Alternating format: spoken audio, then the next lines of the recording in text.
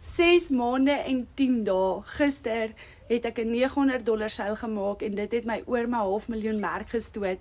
En hoe amazing is dit dat dit by een droom begin het. 'n Droom om my kinders op pappa huis toe te bring, November maand en nie weer baie vir hom te sê nie. Ek sit eintlik hier emosioneel om te dink dat dit eventually 'n realiteit geraak het. Ek het as 'n complete beginner begin, ek het bang begin, ek het benoud begin, maar ek het geweet dat ons 'n droom het, 'n droom om Tinus huis toe te bring, 'n droom om onder een dak weer saam te lewe en ek het geweier om op te gee. Ek het geweier met die moeilike dae om te sê dit gaan nie werk nie, want hier sit ek, 'n plain Jane mamma, 'n tuisbly mamma waar ek hierdie rondom my kinders doen en letterlik in 6 maande en 10 dae my $500,000 gemaak het. Nou as jy daar aan die ander kant van die foon sit en nog steeds wonder gaan hierdie vir jou werk, nog steeds bang is, nog steeds benoud is, wil ek jou vra, gaan kyk na jou droom. Is jou droom groter as jou bangheid? Is jou droom groter as daai